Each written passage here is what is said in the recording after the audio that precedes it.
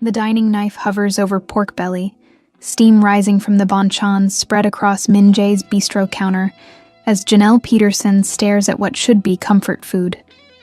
Instead, she's watching 30 strangers witness her childhood trauma served on ceramic plates. "This is Grandma Johnson's memory," Min Jae announces to the Table, Memory, and Word extension course audience, his voice carrying the pride of a chef who thinks he's captured lightning. Sweet potato mash with secret spices, cardamom, cinnamon, love from the American South. The cardamom. He found the cardamom. Janelle's throat closes. Not because it's wrong, but because it's devastatingly right. Her grandmother made exactly this dish, but with cardamom she bought in shame, spice too fancy, for a poor black woman in 1960s Chicago. The ingredient that made her grandmother feel like she was stealing dignity 1 teaspoon at a time.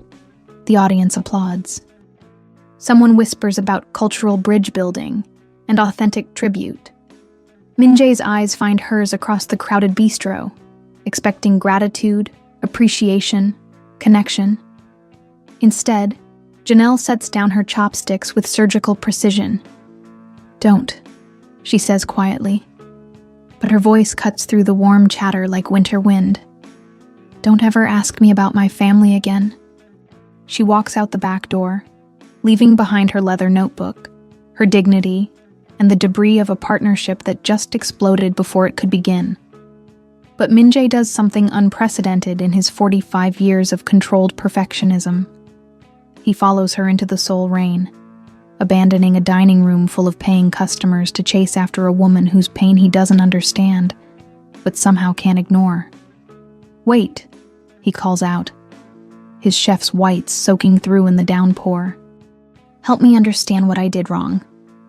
Most of you listening aren't subscribed to our channel yet, but stories like this one, about real healing and second chances at love, take time to research and craft with the depth they deserve. If this beginning resonates with you, hit subscribe to encourage us to write more mature love stories that honor the complexity of starting over at 40. What happens when pride meets vulnerability? When good intentions collide with unhealed wounds? Can two people who've failed at love before learn to build something that lasts? 3 days before the catastrophic dinner, Janelle had walked into Seoul National University's Extension Program office carrying 42 years of accumulated defense mechanisms and a proposal that sounded better on paper than it felt in practice. "Table, Memory, and Word," she explained to Dr. So. Sarah Kim, the program coordinator whose geometric glasses and tailored suit suggested someone who valued precision over sentiment. Food as emotional archaeology. Students share family recipes, explore the stories behind comfort foods, use culinary memory as creative writing prompts. Innovative, Dr. Kim acknowledged, though her tone suggested evaluation rather than enthusiasm. "And you have a culinary partner?" "Not yet. The proposal mentions incorporating Seoul's restaurant scene, but I have someone in mind." Dr. Kim was already reaching for her phone. Min Jae Park owns a bistro in Seocheon, trained at Le Cordon Bleu, worked in hotel kitchens, now specializes in modern Korean fusion with international influences. What Dr. Kim didn't mention was that Min Jae had walked away from a 5-star hotel career after a breakdown that nearly killed him. What she didn't know was that Janelle's last attempt at professional partnership had ended with her previous university, gently suggesting she take a sabbatical after her second divorce imploded publicly enough to become departmental gossip. What neither woman anticipated was that two people carrying invisible wounds would recognize something familiar in each other's careful distance. The bistro meeting happened on a Tuesday afternoon, when Seoul's autumn light slanted through Seocheon's narrow streets like honey. Min Jae's restaurant occupied a renovated hanok, traditional Korean architecture softened with modern lighting, and exactly 30 seats arranged with mathematical precision. Janelle arrived early, her leather notebook clutched like armor, observing the controlled chaos of lunch service winding down. Min-jae moved through his kitchen with the fluid efficiency of someone who'd learned that perfectionism was the only acceptable alternative to failure. "Professor Peterson?" His English carried a slight accent, formal and careful. Up close, he was older than his photos suggested, silver threading through black hair, lines around his eyes that spoke of exhaustion rather than laughter. "I apologize for the delay. Service ran longer than anticipated." "No problem. I appreciate you taking time to discuss the partnership." They sat at a corner table, her academic proposition spread between them like a treaty negotiation. The extension course would meet twice weekly for 8 weeks. Students would explore family food traditions, write creative pieces inspired by taste memory, share stories that connected personal history to cultural identity. "Your role," Janelle explained, would be facilitating the culinary component. Teaching basic techniques, helping students prepare meaningful dishes, providing cultural context for Korean ingredients and methods. Min-jae studied the proposal with professional focus. "The compensation seems fair. Timeline is manageable, but I have questions about the emotional component." "Such as?" "Food triggers powerful responses. Family recipes carry trauma as often as comfort. What happens when students share stories they're not prepared to process?"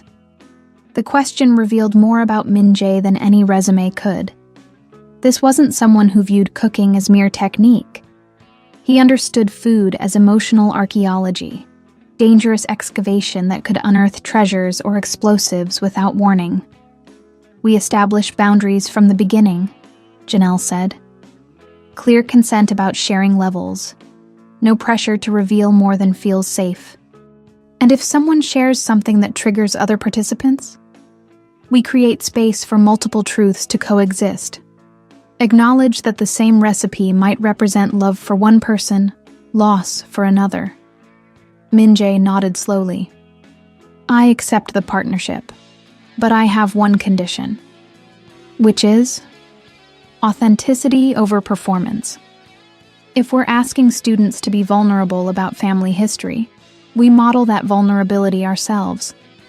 No sanitized stories, no comfortable lies." Janelle extended her hand across the table. "Agreed." The handshake lasted exactly 3 seconds. Professional, careful, revealing nothing about the fact that both their palms were slightly damp with the nervousness of people who'd learned not to trust easily. What neither of them realized was that they'd just committed to 8 weeks of supervised emotional demolition, with 30 strangers as witnesses, and no real plan for what to do with the debris. Min-jae interrupts service the next evening, walking into his bustling dining room at 7:30 p.m., with the focused determination of someone who's made a decision that will change everything. "Ladies and gentlemen," he says, his voice carrying over conversations in 3 languages.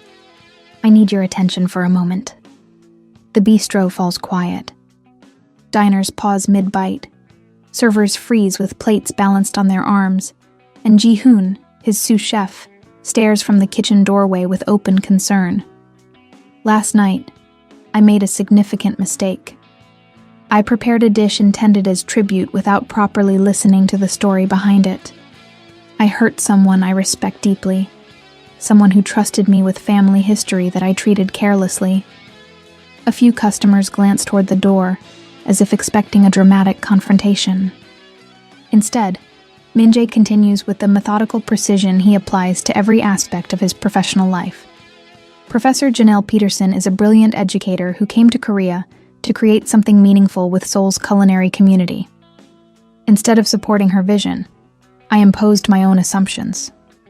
I let my desire to impress override my responsibility to honor what she was sharing. The bistro's atmosphere shifts. Intimate strangers drawn into something unexpectedly authentic. This isn't the polished apology of damage control. It's the raw admission of someone willing to be wrong publicly. Tomorrow evening, if she's willing to give me another chance, we'll be preparing her grandmother's recipe together. The real version, with all the stories and struggles it carries. You're welcome to join us, but only if you come prepared to listen more than you speak. Min-jae bows slightly, a gesture that bridges Korean formality with personal humility. Thank you for your understanding. Please continue enjoying your meals. The response is immediate and electric. Instead of awkward silence, the dining room erupts in appreciation. Applause from the Korean customers, raised wine glasses from international diners, and the kind of energized conversation that happens when people witness genuine courage. Ji-hoon approaches as Min-jae returns to the kitchen. Hyung, he says quietly, using the Korean term for older brother that carries affection along with respect. In 15 years of working with you, I've never seen you apologize. Not once. Not even when you were wrong. I've never been this wrong before. Or this interested in being right for someone else. The observation hangs between them as Min-jae begins prep for the evening's remaining service. But his movements lack their usual mechanical precision. There's something looser, more intuitive, as if the public admission has freed him from the rigid perfectionism that's defined his career. Across Seoul, Janelle sits in her small apartment near Hongdae, staring at a text message from an unknown number. Tomorrow, 7 p.m. if you're willing. We'll do this properly. No assumptions, no shortcuts. Just listening. Min-jae Park. She stares at the message for 20 minutes, her finger hovering over the reply button. Pride wars with curiosity, professional necessity battles personal vulnerability. Finally, she types, "Bring your notebook. We're going to talk before we cook." The response comes immediately. Already prepared 3 pages of questions, none of them about ingredients. Despite everything, the public humiliation, the triggered trauma, the carefully constructed walls around her family history, Janelle finds herself smiling for the first time in 3 days. Maybe some mistakes are worth the risk of repairing.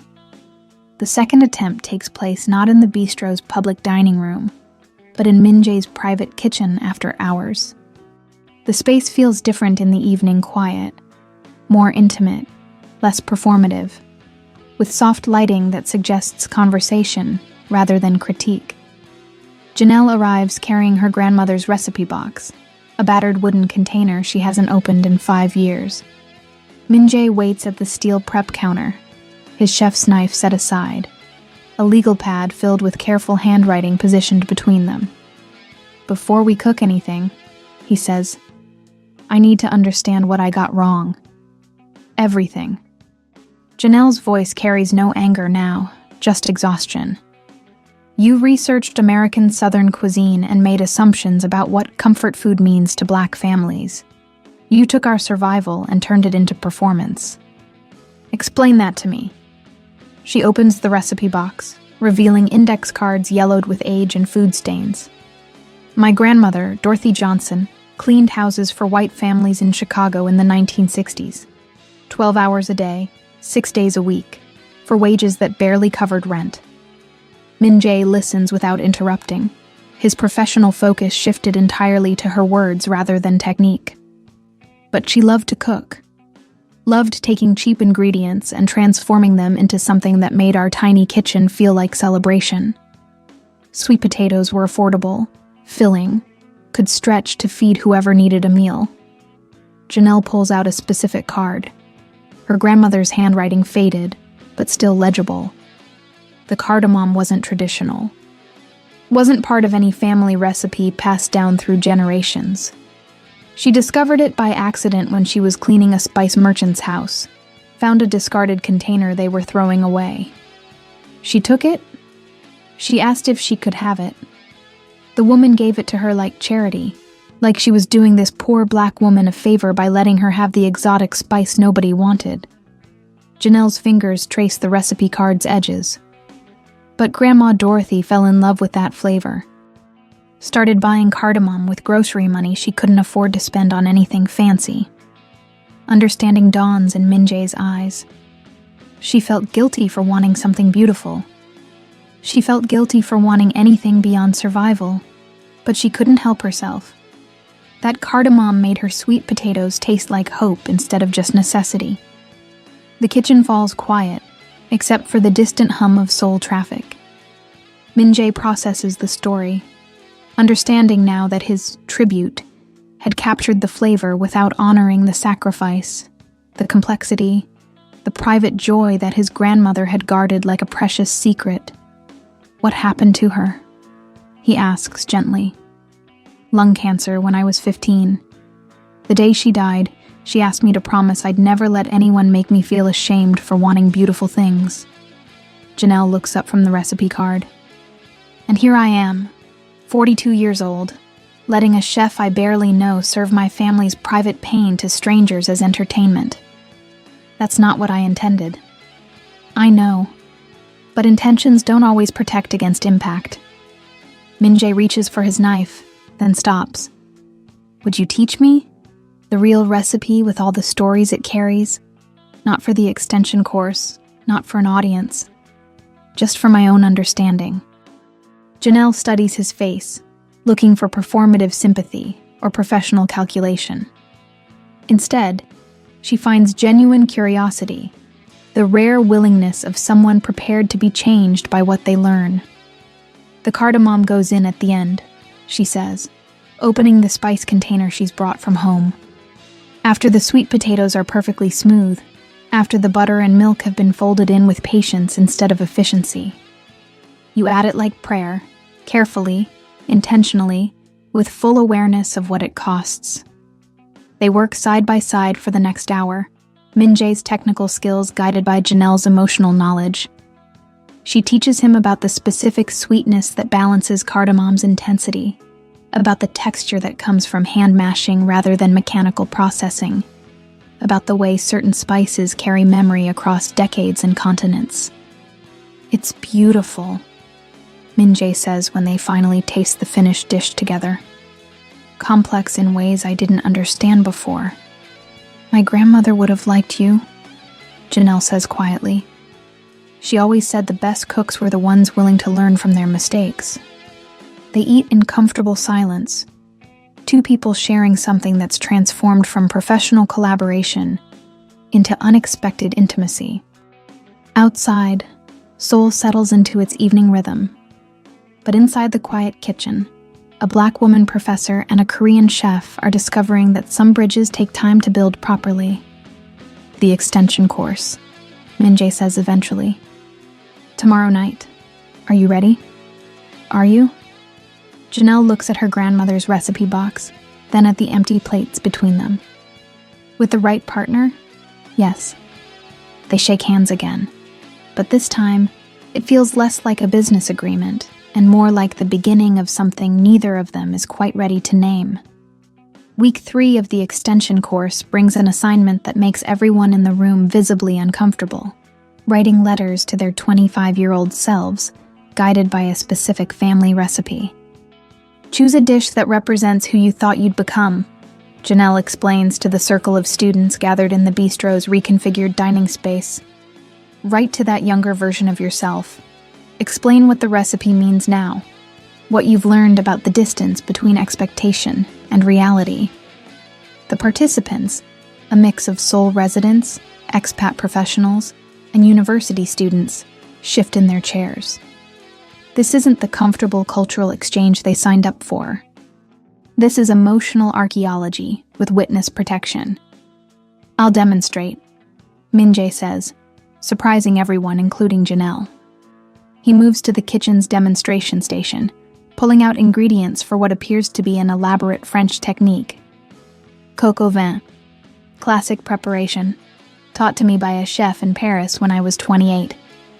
His hands work with automatic precision, breaking down the chicken, preparing the aromatic base, setting up multiple pans with the choreographed efficiency of professional service. "At 25, I thought mastery meant perfection," he continues, his voice carrying over the sound of onions hitting hot oil. "I believed that if I could execute every classical technique flawlessly, I would earn respect, recognition, the kind of culinary reputation that outlasts trends." Janelle watches him work, recognizing something in his careful movements, the way perfectionism becomes both shield and prison. "Dear 25-year-old Min-jae," he says, beginning to brown the chicken pieces. You think success means never failing, never showing weakness, never needing help from anyone. You're going to spend 15 years proving how self-sufficient you can be. The bistro falls completely silent. Even the usual sounds of Seoul traffic seem muted, as if the city itself is leaning in to listen. You'll work 18-hour days in hotel kitchens where head chefs throw plates when you make mistakes.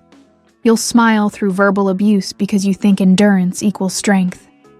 You'll sacrifice friendships, relationships, your physical and mental health, all for the approval of people who will never see you as anything more than competent.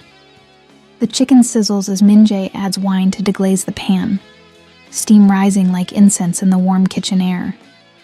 And one day, you'll be standing in a 5-star hotel kitchen in Gangnam, preparing for the most important service of your career, when your hands will start shaking so badly you can't hold a knife. You'll tell yourself it's exhaustion, stress, too much caffeine, but it won't stop. Several students lean forward, drawn into confession that's become more intimate than any cooking demonstration should be. The panic attack will hit during the dinner rush. 300 covers, full dining room, Michelin reviewers at table 12. You'll collapse behind the garde-manger station, gasping for air, convinced you're dying. And the head chef will step over you to keep service running, because that's what you taught everyone to expect, that the work matters more than the person doing it. Min-jae adds herbs to the braising liquid, his movements slowing as memory intersects with technique. So here's what I wish I could tell you. 25-year-old Min-jae. Perfection is not the same as excellence. Isolation is not the same as independence. And the people worth knowing will love you more for your struggles than for your successes. He covers the pot, reducing the heat to a gentle simmer. This dish taught me patience, but it took me 15 years to understand that patience includes being gentle with yourself while you learn. The room sits in stunned silence. This level of vulnerability wasn't in the course syllabus, but it's exactly what the assignment was designed to evoke. The courage to examine the distance between who we thought we'd become and who we actually are. Janelle realizes it's her turn to model the exercise. She moves to her own workspace, pulling out ingredients for what appears to be a simple cornbread recipe. My turn, she says, her voice steadier than she feels. Dear 25-year-old Janelle, you think intelligence will protect you from making stupid decisions about love? The confession comes easier than she expected. Perhaps because Min-jae's honesty has created permission for everyone in the room to be equally real. You're going to marry someone who looks good on paper, educated, ambitious, shares your academic interests. You'll mistake compatibility for connection, shared goals for shared values. And you'll spend 8 years trying to fix a relationship that was broken from the beginning because neither of you was brave enough to admit you didn't actually like each other. She measures cornmeal with the automatic precision of someone who's made this recipe hundreds of times. Then you'll do it again. Different person, same mistake. You'll choose safety over authenticity. Convince yourself that settling is mature. That compromise means sacrificing the parts of yourself that feel too much, want too much, dream too foolishly. The batter comes together quickly, but Janelle's hands slow as she approaches the difficult part of the story. And you'll end up 40 years old, twice divorced, sitting in faculty meetings where colleagues whisper about your personal instability while you nod and pretend their opinions don't matter. You'll volunteer for international assignments not because you love travel, but because running away feels easier than staying in one place long enough for people to see how badly you've failed at the things that should come naturally. She pours the batter into a cast iron skillet, the same type her grandmother used, inherited through generations of women who learned to make beauty from whatever ingredients they could afford.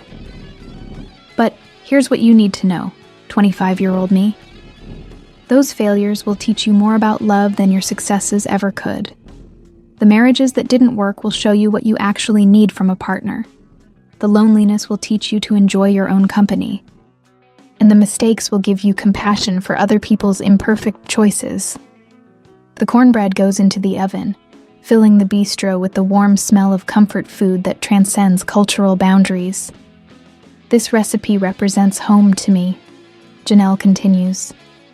Not perfect home, not Instagram-worthy home, but real home.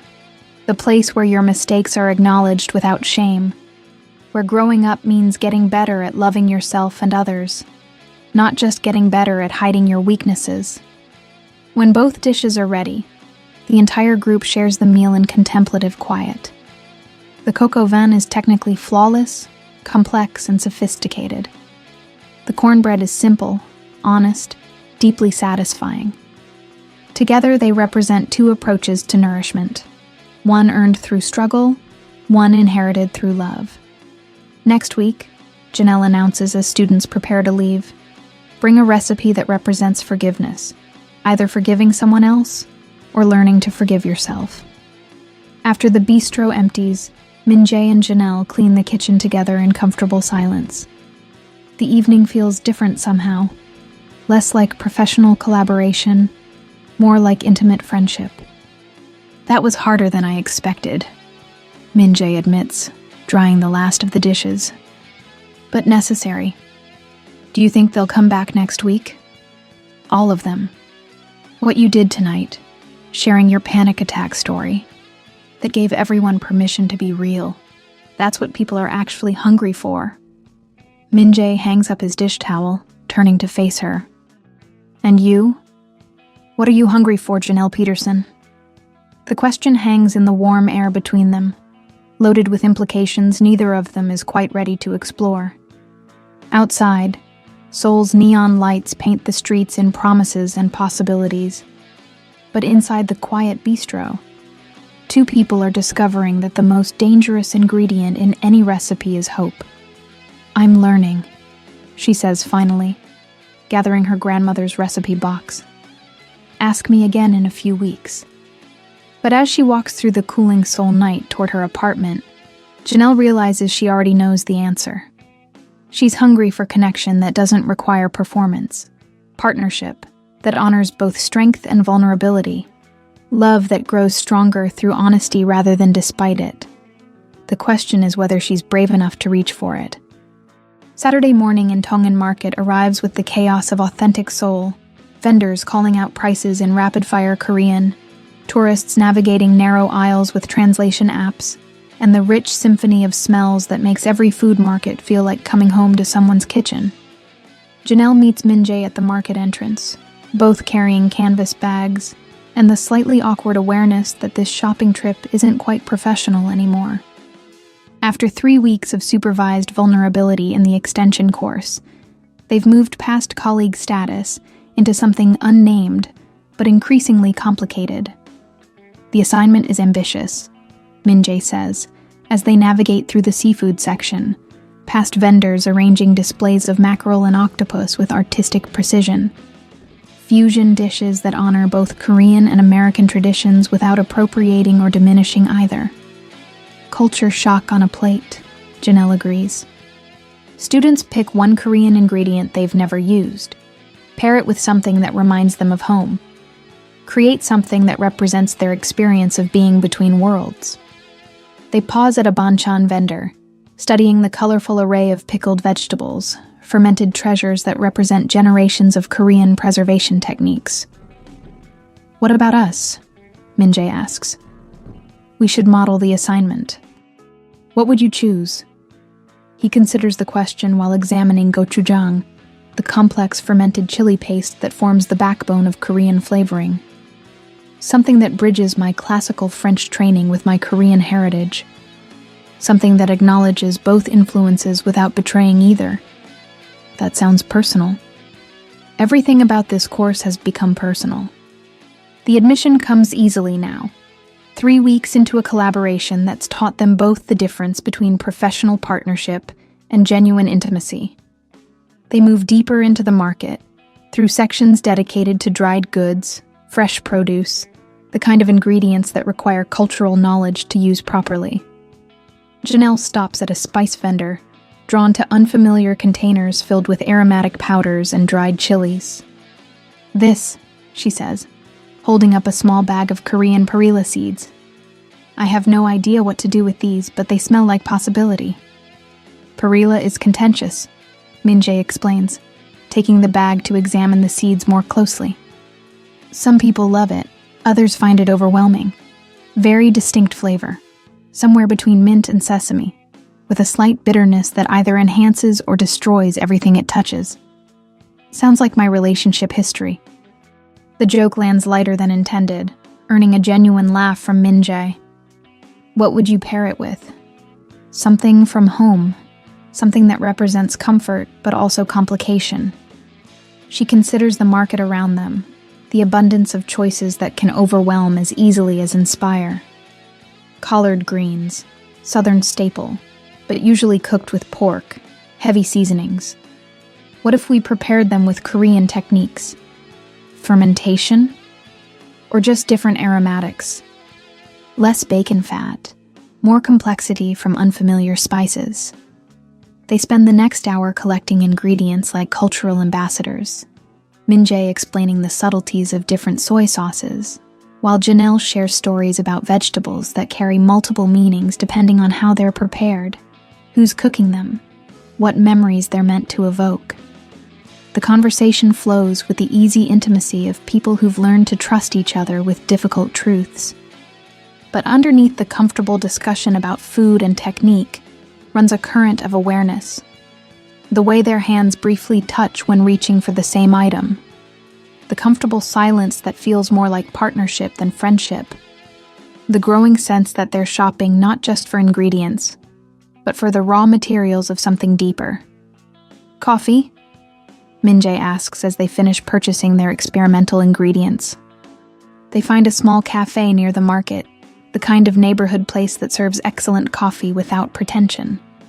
Sitting across from each other at a tiny table, surrounded by the gentle chaos of Saturday morning Seoul, they could be any couple planning a meal together. Can I ask you something?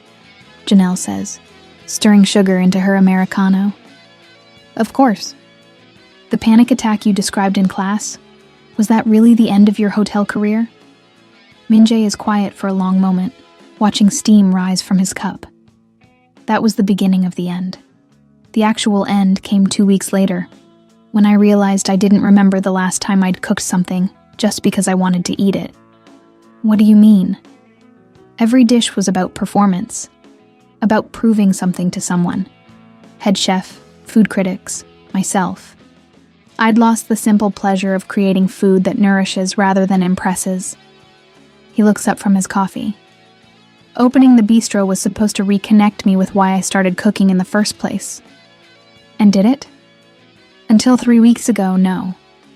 The bistro became just another stage, smaller venue, but same performance anxiety.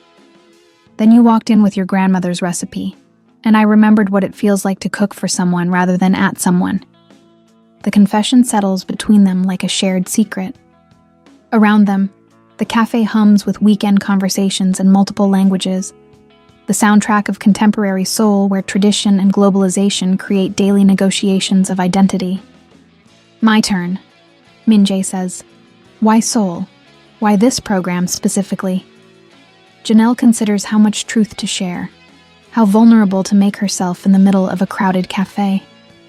After my second divorce, I needed to be somewhere nobody knew my failures. Academia is a small world.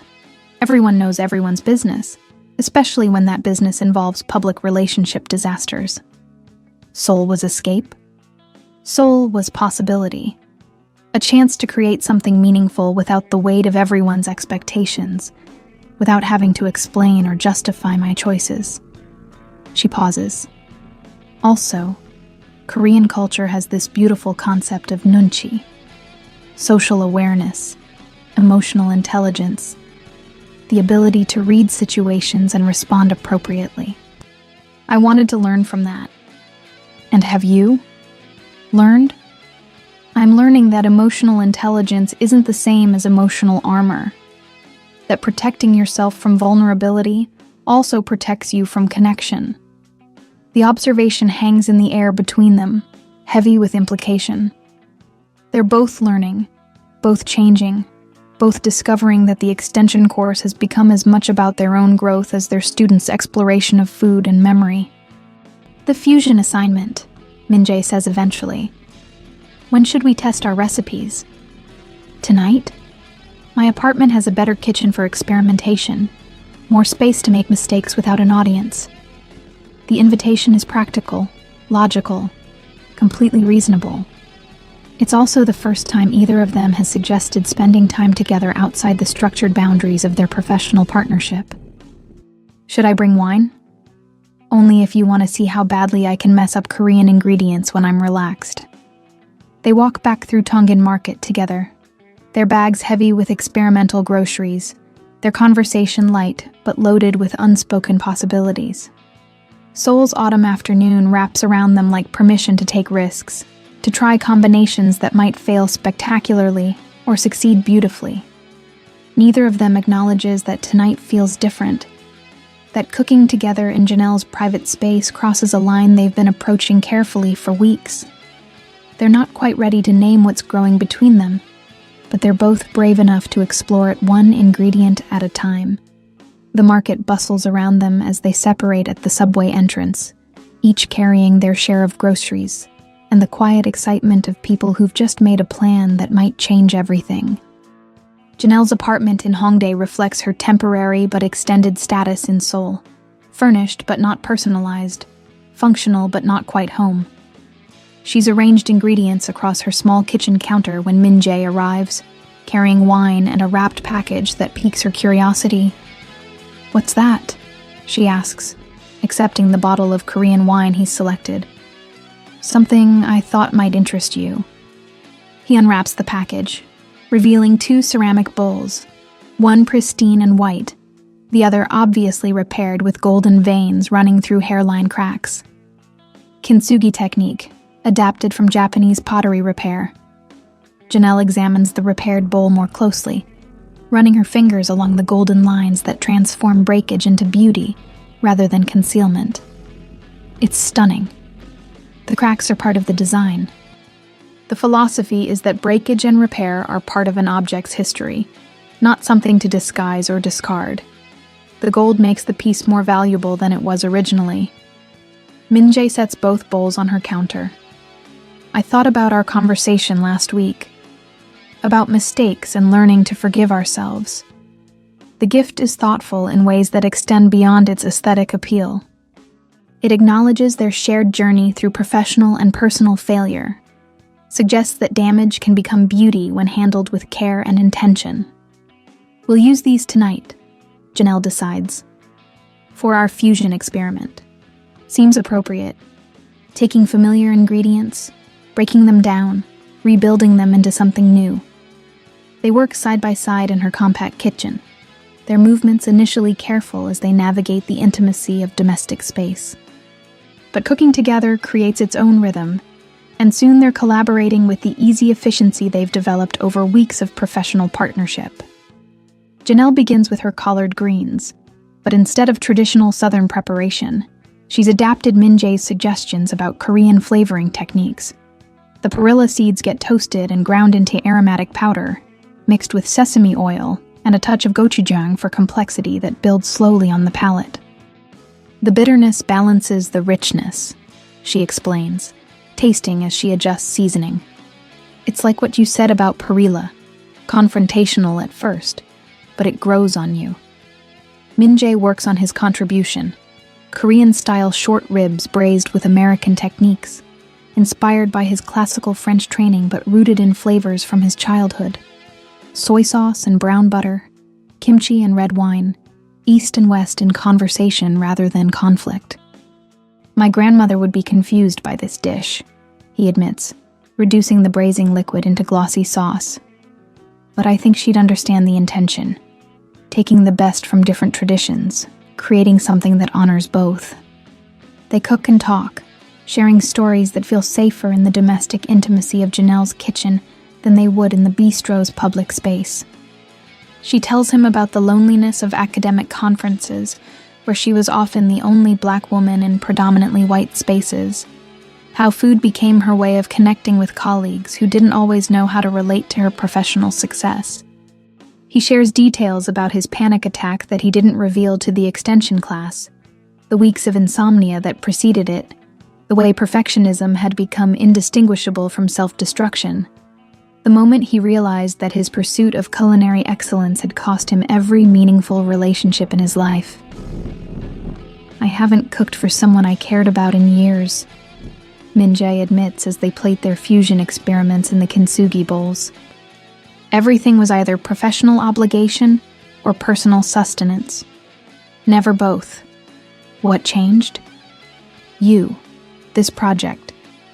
Remembering that food can be conversation, not just consumption. The admission hangs between them as they sit down to taste their creations. Janelle's collard greens are revelatory. Familiar comfort transformed by unexpected complexity.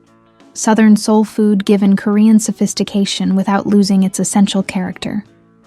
Min-jae's short ribs represent similar cultural translation.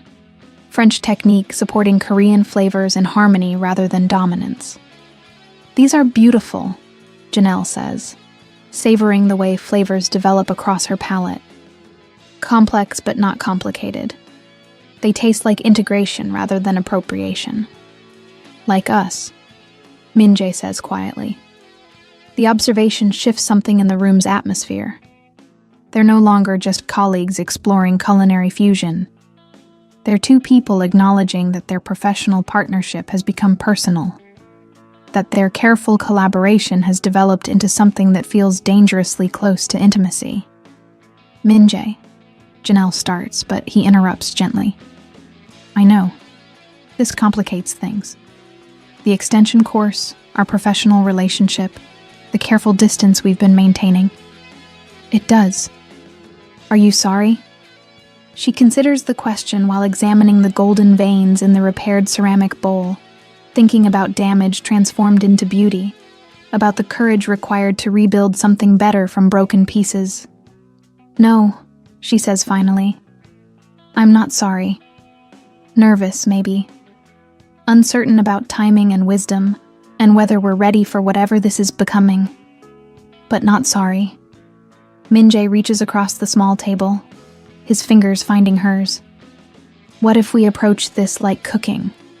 Start with good ingredients. Be patient with the process. Adjust seasoning as we go. And if it doesn't work, then we learn from the failure. But Janelle..." His voice carries the same intensity she heard when he apologized publicly in the bistro. "I've spent 3 years since my breakdown avoiding anything that felt risky. Professional risks, emotional risks, the possibility of caring about someone enough to be hurt by loss. And now? Now I think the biggest risk might be letting fear prevent me from trying." They sit in the soft light of her apartment, holding hands across a table set with experimental fusion cuisine and ceramic bowls that celebrate repair rather than perfection. Outside, Hongdae's nightlife creates its usual symphony of youth and possibility, but inside Janelle's kitchen, two people in their 40s are discovering that some forms of nourishment can't be planned or controlled, only received with gratitude when they appear. The evening ends with gentle goodbyes and careful kisses, the kind of physical affection that acknowledges emotional territory newly claimed but not yet fully explored. They're both careful, both aware that they're handling something fragile and valuable. "Next week," Min-jae says as he prepares to leave, "the students present their fusion dishes. And us? What do we present? Honesty. Whatever this is, we don't hide it from them. They've trusted us with their vulnerability. We owe them the same respect." After he leaves, Janelle sits alone in her kitchen, washing the kintsugi bowls with extra care. She thinks about damage and repair, about the courage required to show people your cracks instead of pretending perfection, about the possibility that love at 40 might be different from love at 25 or 35, less desperate, more intentional, built on foundation of self-knowledge rather than fantasy. The golden veins in the ceramic catch the light as she dries each bowl. Beautiful evidence that some things become more valuable precisely because they've been broken and mended with care. Maybe, she thinks. Second chances at love work the same way.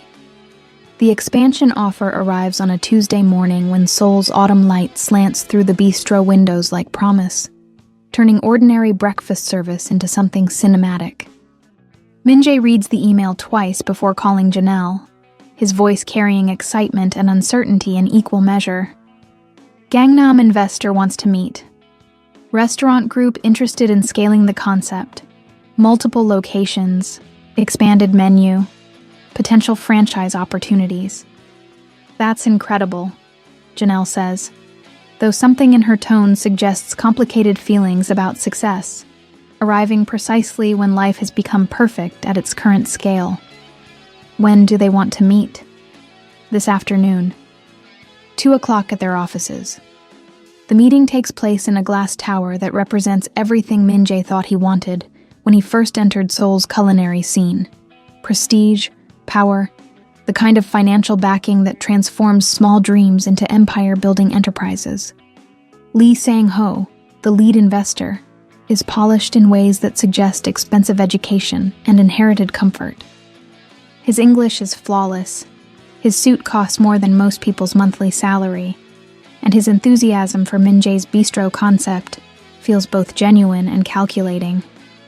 The fusion approach you've developed, Lee explains, gesturing toward a presentation screen that displays market research and projected profit margins, represents exactly what Seoul's dining scene needs. International sophistication with Korean authenticity, accessible to both local and expat communities. What kind of expansion are you envisioning? Min-jae asks. Phase 1, 3 additional locations in Gangnam, Itaewon, and Myeongdong. Standardized menu, consistent branding, professional management systems. Lee clicks through slides showing architectural renderings of sleek dining spaces that look nothing like Min-jae's intimate Seocheon bistro. The extension course component, Janelle interjects. How would that work across multiple locations? Lee's pause is brief but telling. We'd need to streamline that aspect. Perhaps monthly workshops instead of ongoing classes. More focus on the culinary experience, less emphasis on the personal storytelling component. Less emphasis on the personal storytelling, Janelle repeats slowly. Market research indicates that diners want authentic cultural exchange, but they prefer it curated rather than raw. Professional presentation rather than amateur emotional processing. The language is diplomatic, but the message is clear. Lee's investment group sees value in the concept's surface elements while viewing its emotional core as commercially problematic. They want the performance of vulnerability without its messy reality. What about Professor Peterson's role? Min-jae asks. Consulting position, of course. Menu development, staff training, occasional guest appearances. But daily operations would require more streamlined management structure. Janelle feels herself becoming invisible in real time, her contribution reduced from partnership to occasional consultation. The expansion that should feel like success instead feels like erasure. Their collaborative creation sanitized for broader consumption, personal connection replaced by profitable efficiency. The financial terms, Lee continues, are quite generous. Initial investment of 2 billion won, with expansion funding based on performance metrics. Mr. Park would retain creative control over menu development, though final approval would rest with our management team. The meeting continues for another hour, filled with discussions of profit-sharing arrangements, timeline expectations, market positioning strategies that transform a neighborhood bistro into a scalable business model. By the time they leave the glass tower, both Min-jae and Janelle feel simultaneously excited and unsettled. It's an incredible opportunity, Min-jae says as they walk through Gangnam's wide streets, surrounded by the kind of corporate architecture that represents Seoul's economic ambition. It is. But Janelle stops walking, turning to face him on the busy sidewalk. Around them, Seoul's professional class moves with purposeful efficiency, everyone pursuing their own version of success and prosperity. But it's not what we built together. It's a sanitized version of what we built, designed for people who want the aesthetic of authenticity without its emotional requirements. Maybe that's realistic. Maybe what we've created works for 30 people twice a week, but scaling requires compromise. What kind of compromise? Min-jae considers the question while watching traffic flow through the intersection. Thousands of individual decisions creating collective movement, personal choice constrained by systemic requirements. Less vulnerability, more consistency. Professional boundaries that protect both staff and customers from the kind of emotional exposure we've been encouraging. So we turn our students' courage into entertainment. We commodify their healing process. We share what we've learned with more people. Isn't that valuable too? The argument represents larger questions about authenticity and accessibility. Individual connection versus systemic impact. They both understand the appeal of Lee's offer: financial security, professional recognition, the opportunity to influence Seoul's dining culture on a meaningful scale. They also both understand what would be lost in translation: the intimate space where damaged people learn to trust each other with difficult truths, where food becomes medicine rather than just consumption, where healing happens in community rather than isolation. I need time to think, Min-jae says finally. How much time do they want an answer? 1 week. As they ride the subway back to Seocheon, both are quiet, processing the weight of decisions that will determine not just their professional futures, but the nature of their partnership. Success has arrived wearing the wrong face, offering everything they thought they wanted, while requiring them to sacrifice everything that makes their current work meaningful. The bistro feels different when they return. Smaller, but more precious. Intimate, rather than limiting. The evening's extension course session includes presentations of fusion dishes, and the room fills with laughter, tears, and the kind of authentic sharing that can't be replicated or scaled or converted into profitable programming. After the students leave, Min-jae and Janelle clean the kitchen in contemplative silence, both aware that they're handling something fragile that external success might irreparably damage. What do you think we should do? Min-jae asks as they finish the last of the dishes. I think, Janelle says carefully, we should ask ourselves what our grandmother Dorothy and your classical French training and my 2 failed marriages and your panic attack have taught us about the difference between success and satisfaction. And what's that? That some things become more valuable when they remain small enough to handle with care. But even as she says it, Janelle knows the decision isn't simple. Financial security, professional recognition, and the opportunity to help more people are valuable considerations. The question is whether growth requires losing the essential qualities that make growth worthwhile. They lock up the bistro together, stepping into Seoul's cooling night air with unresolved tension, and 7 days to decide between dreams they thought they wanted and reality they've learned to love. The job offer from Northwestern University arrives via email on Thursday morning, forwarded through academic networks that still remember Janelle Peterson as a promising scholar whose personal life temporarily derailed her professional trajectory. The position is everything she thought she wanted when she first applied for international opportunities. Tenure track, immediate start, full benefits, and the kind of intellectual prestige that comes with teaching at a top-tier American institution. Janelle stares at the email for 20 minutes, her cursor hovering over the reply button while Seoul's morning traffic creates its usual symphony outside her apartment window. 6 months ago, this opportunity would have felt like salvation. Now it feels like escape, and she's no longer certain whether escape is cowardice or wisdom. Her phone buzzes with a text from Min-jae. Investor wants answer by Monday. Can we talk tonight? The timing feels like the universe presenting a test she's not prepared to take. Northwestern offers security, predictability, return to a world where her professional competence isn't complicated by personal vulnerability. The Gangnam expansion offers financial reward, but requires compromising everything that's made the past 2 months meaningful.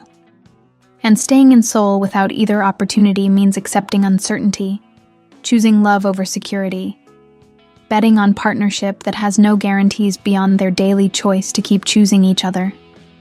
She responds to Min-jae. My place, 7 p.m. We need to talk. The day passes in slow motion, teaching her regular university courses while mentally composing resignation letters, decline letters, acceptance speeches for possibilities she's not sure she wants. By evening, she's rehearsed conversations that range from confident decision-making to complete emotional breakdown. Min-jae arrives carrying groceries instead of wine, his expression suggesting he's made decisions of his own. I'm turning down the expansion, he says, without preamble, setting bags on her kitchen counter. The numbers were impressive, but the cost was everything we've built together. Min-jae, let me finish. He begins unpacking ingredients. Simple things. Comfort foods that suggest cooking for solace rather than performance.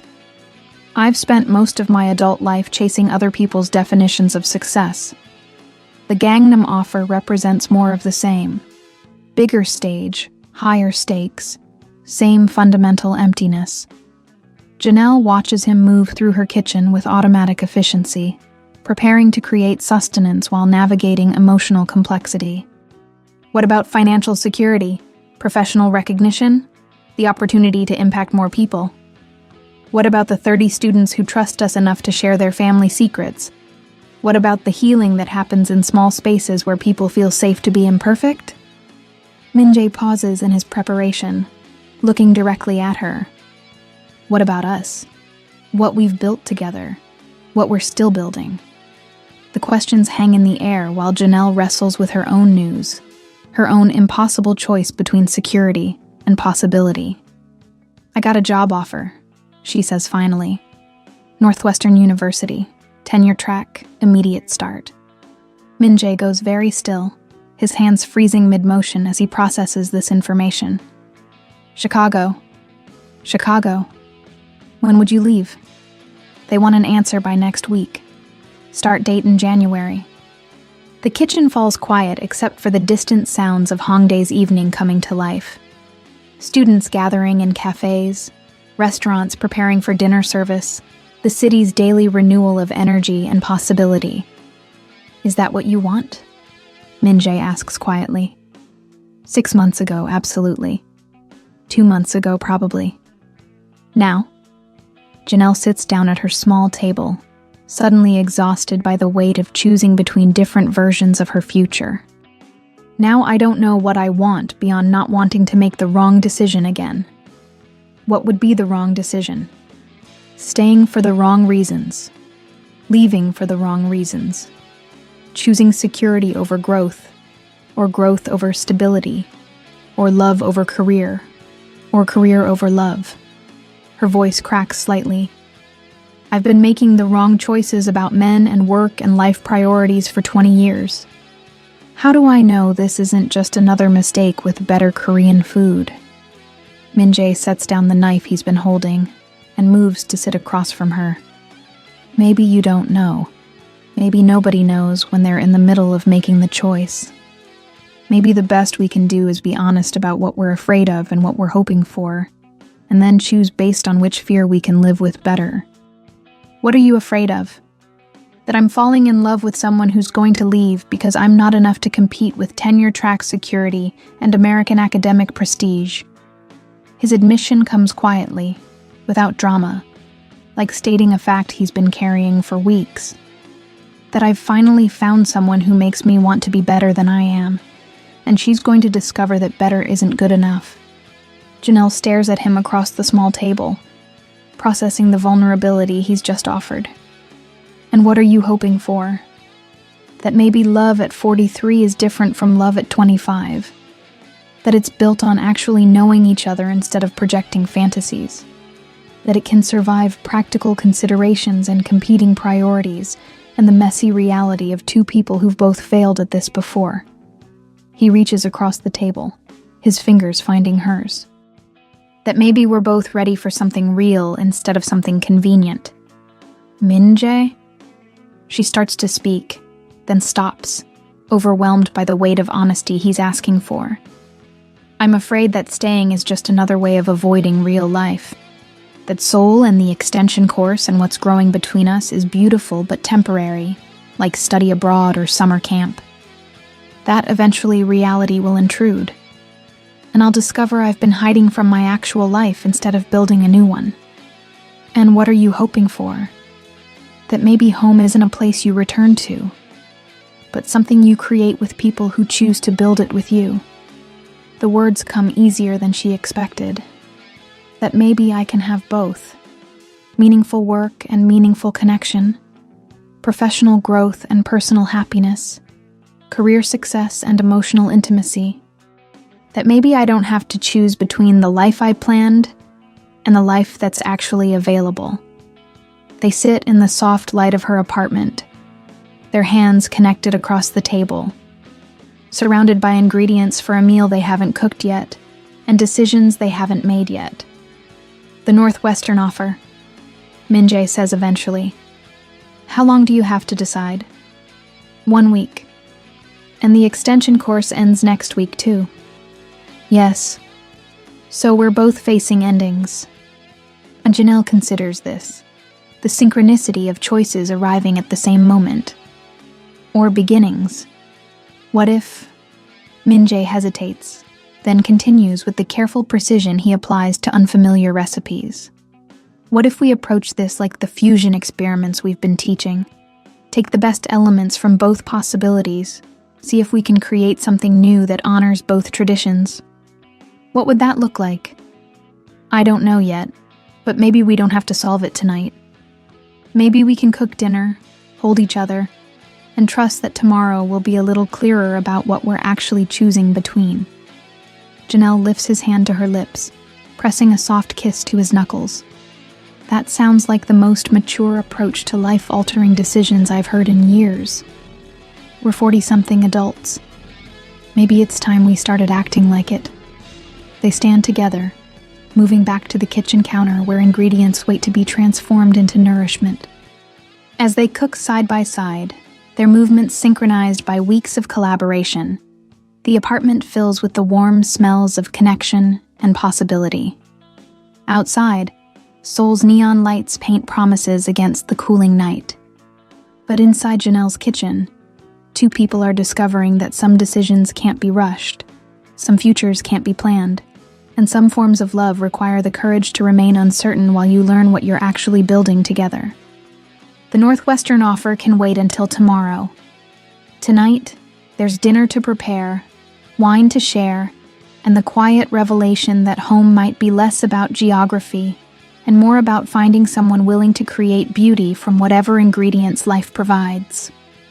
The Kintsugi workshop takes place in Min-jae's bistro after hours on a rainy Sunday afternoon, when Seoul's gray light filters through the windows like meditation. 8 students from their extension course have gathered around tables covered with broken ceramic pieces, small brushes, and containers of golden repair paste that gleams like liquid hope.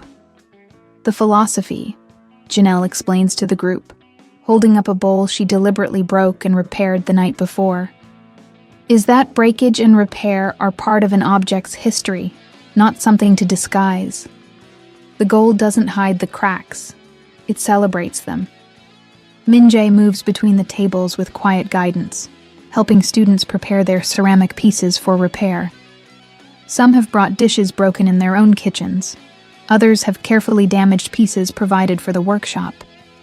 The common thread is intention. Each person working with something that represents personal fracture, relationships that ended, dreams that shattered, trust that broke under pressure. It's like my marriage, says Sarah, a graduate student who's been attending the course with her Korean boyfriend.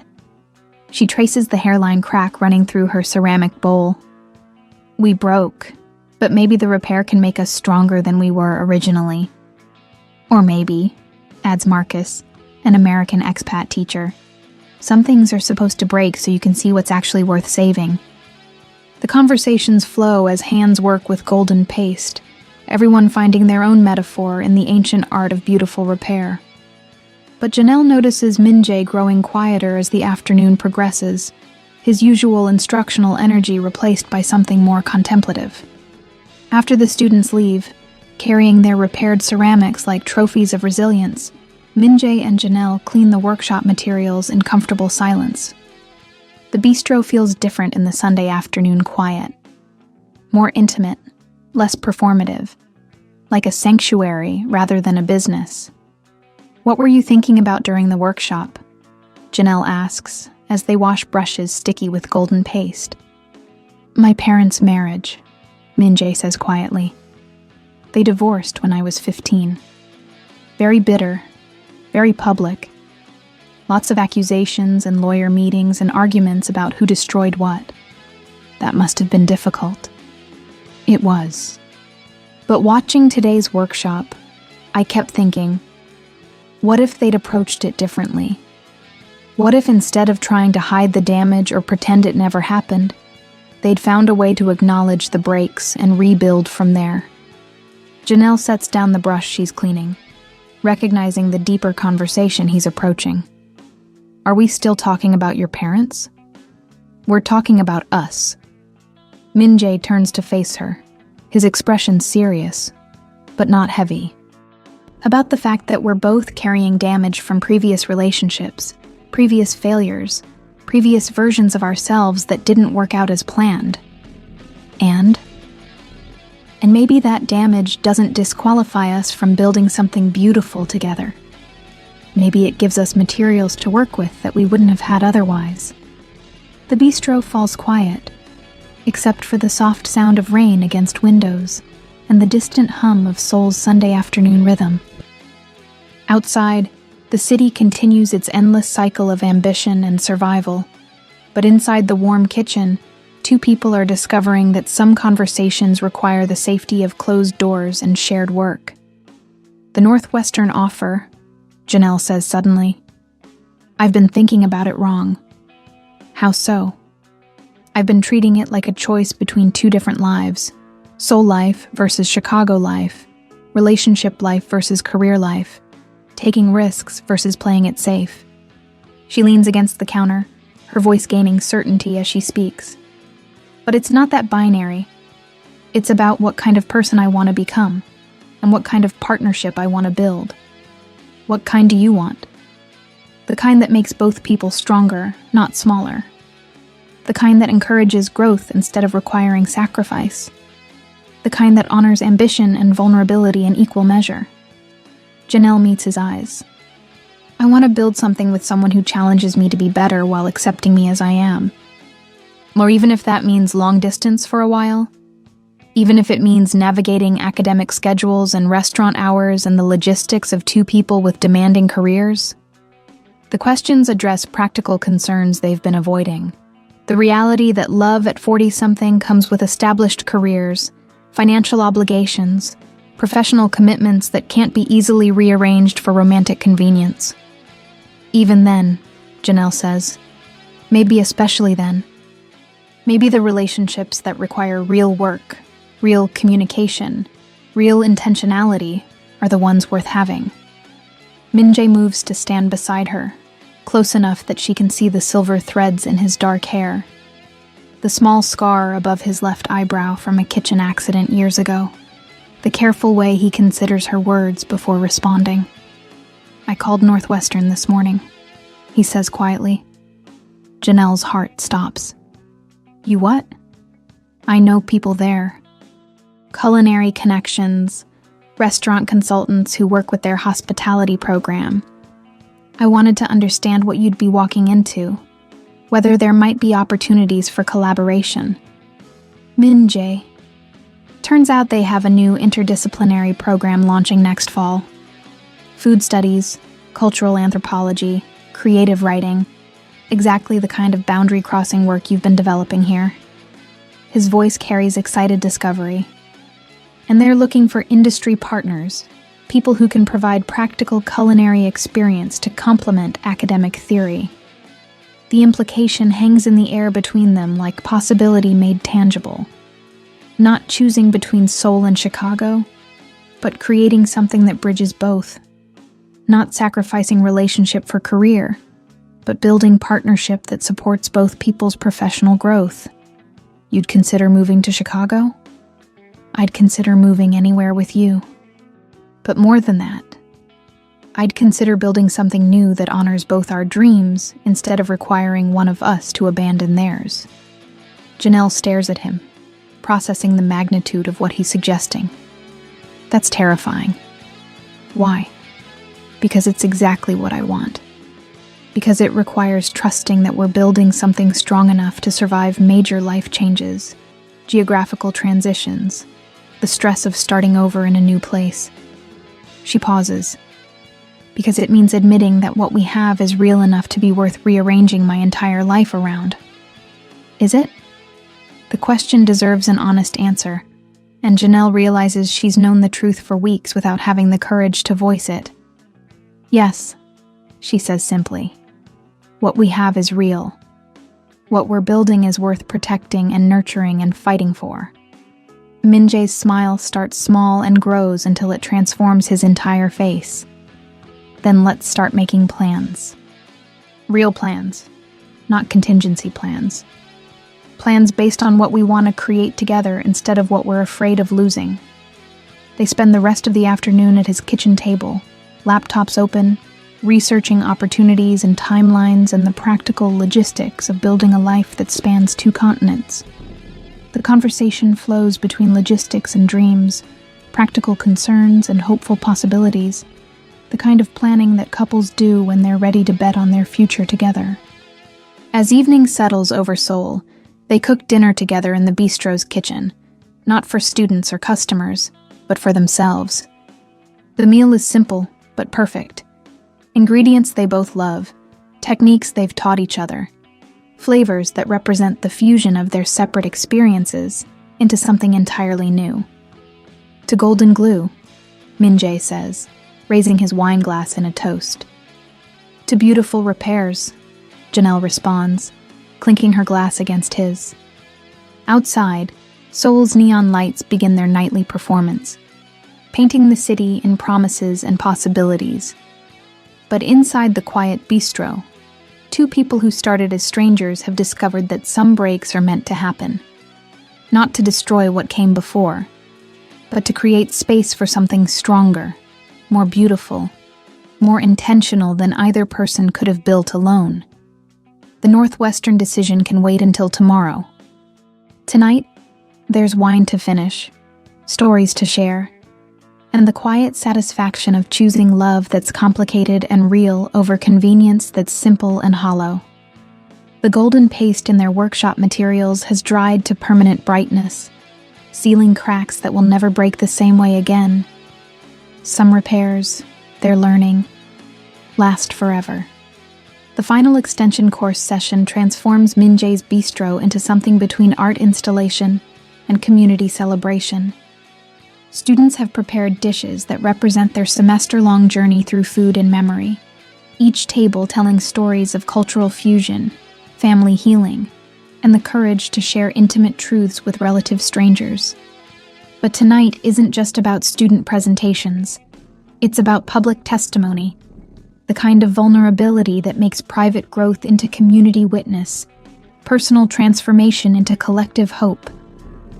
Dr. Sarah Kim sits in the front row with university administrators, her initial skepticism replaced by something approaching awe as she watches students present work that transcends traditional academic boundaries. Beside her, food writers and cultural critics take notes, documenting an educational experiment that's produced results none of them expected. We call this a manifesto dinner, Janelle explains to the gathered crowd, her voice carrying across the packed bistro. Not because we're angry or demanding revolution, but because we're making public declarations about what nourishes us, what we're willing to fight for, what we believe about the connection between food and healing.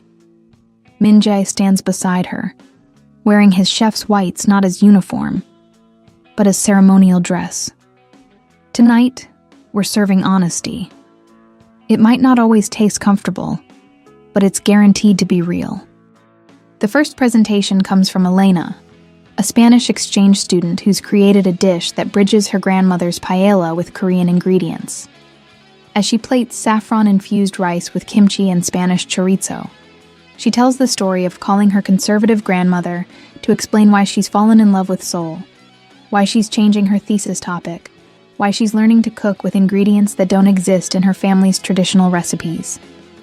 She cried, Elena admits to the room, her own eyes bright with tears. Not because she was disappointed, but because she recognized the loneliness in my voice when I talked about missing home. And then she said something I'll never forget. Mija, home isn't ingredients. Home is cooking with love for people who matter to you. The applause is gentle but sustained, the kind that acknowledges courage as much as culinary skill. Marcus follows with his story of using Korean fermentation techniques to preserve African-American soul food flavors. Collard greens transformed through kimchi-making processes, cornbread enhanced with gochujang, sweet potato dishes that bridge Southern comfort with Korean innovation. I've been running from my roots my entire adult life, he confesses, plating dishes that look like fusion, but taste like coming home. Ashamed of being from rural Alabama, ashamed of my family's struggles, ashamed of food that seemed too simple for my educated palate. But learning Korean cooking techniques taught me that complexity comes from patience and respect, not from rejecting what came before. Each presentation builds emotional momentum, students revealing transformation that extends far beyond culinary skills into territory of identity, belonging, and the courage to claim multiple cultural influences without apology. But the evening's most powerful moment comes when Janelle herself takes the demonstration station. My name is Janelle Peterson, she begins, her voice steadier than she feels. 42 years old, twice divorced, African-American academic who came to Seoul to hide from my failures and accidentally learned to cook my way into healing. She begins preparing her grandmother's sweet potato recipe, but not the version she taught Min Jae weeks ago. This version includes modifications she's developed through working with him. Korean techniques that enhance rather than mask the dish's essential character, fusion that honors both traditions. I spent most of my adult life believing that success meant transcending my background, proving I could succeed in spaces that weren't designed for people like me. Her hands work automatically, muscle memory freeing her mind to navigate vulnerable territory. I thought sophistication meant rejecting comfort food. Intellectual growth meant abandoning family recipes. Professional achievement meant distance from anything that marked me as different. The bistro falls completely quiet, everyone recognizing the universal struggle she's describing, the tension between honoring origins and embracing growth, between fitting in and standing out, between success and authenticity. But working with Min Jae, learning from Korean cooking philosophy, sharing meals with students from 15 different countries, it taught me that fusion isn't about abandoning what makes you unique. It's about integrating influences in ways that make everything stronger. She adds cardamom to the sweet potatoes with ceremonial precision, the spice her grandmother bought in shame but used with secret pride. This dish represents 3 generations of women who loved food despite economic constraints, who created beauty from whatever ingredients they could afford, who passed down recipes along with lessons about dignity, creativity, and the kind of love that nourishes bodies and souls. Min Jae approaches the cooking station, not to assist, but to stand beside her as she works. The gesture speaks of partnership that supports without overwhelming, presence that honors without intruding. And it represents partnership with someone who taught me that vulnerability isn't weakness, that sharing your story makes you more powerful, not less. That love, real love, doesn't require you to become smaller or simpler or safer. It challenges you to become more fully yourself. She looks directly at Min Jae as she plates the finished dish, her eyes bright with tears and determination. Which is why I'm making a public declaration tonight. A manifesto about choosing growth over security, partnership over independence, Love that requires courage over convenience that demands nothing. The room holds its collective breath, sensing announcement that will shift everything. I've accepted the position at Northwestern University starting in January. But I'm not going alone. She turns to address the full room, her voice carrying across tables filled with fusion dishes and faces displaying hope, curiosity, concern. Min-jae is coming with me to Chicago, where we'll be developing a new interdisciplinary program that bridges culinary arts with cultural studies, academic research with community engagement, the kind of education that feeds minds and bodies simultaneously. The applause erupts like celebration, but Janelle raises her hand for continued attention. More importantly, we're getting married. Really married, not contract married or convenience married, but choose each other every day married. Because we've learned that the best fusion happens when two complete individuals decide to create something together that's stronger than either could build alone. Min-jae steps forward, pulling a small box from his apron pocket. Janelle Peterson, he says, his voice carrying across the quiet bistro. Will you marry me for real this time? Will you build a life with me that honors both our dreams, both our histories, both our commitments to creating nourishment that matters? The proposal is public but intimate, witnessed by students who've shared their own vulnerable stories, surrounded by the smells of fusion dishes that represent courage and creativity, and the willingness to risk failure in pursuit of something. Beautiful. Yes, Janelle says, her voice breaking with joy. Yes to Chicago. Yes to marriage. Yes to building something together that neither of us could imagine alone. The ring is simple. A band of white gold with small diamonds that catch the bistro's warm lighting. But the symbolism is complex. Commitment that's been tested through vulnerability. Partnership that's been forged through shared work. Love that's been chosen rather than stumbled into. As Min-jae slides the ring onto her finger, the entire bistro erupts in applause, cheers, and the kind of celebration that happens when people witness authentic transformation rather than performance. Dr. Sarah Kim approaches them as the evening winds down, her usually reserved demeanor softened by what she's witnessed. This program, she says, gesturing toward tables still laden with fusion dishes and stories of cultural bridge building, it's exactly what education should be. Personal growth that serves community need, individual healing that creates collective understanding. Will the university support replicating it? Janelle asks. The university will do whatever it takes to keep this model alive. And when you're ready to expand it internationally, Seoul National will be your first partner institution. As students help clean the bistro and pack leftover food for anyone who wants to continue the evening's conversations, Janelle and Min-jae find themselves alone in the kitchen, where their partnership first began to shift from professional to personal. No second thoughts? Min-jae asks, washing dishes with automatic efficiency. Only about timing. Whether January is too soon, whether we should wait until summer, whether long-distance engagement is romantic or just logistically complicated. And what conclusion did you reach? That we're both 40-something adults who've waited long enough for the right person to build a life with. That if we're going to take risks, we should take them together. That if we're going to succeed or fail, we should do it as partners. Min-jae sets down the plate he's drying and turns to face her directly. I love you, Janelle Peterson.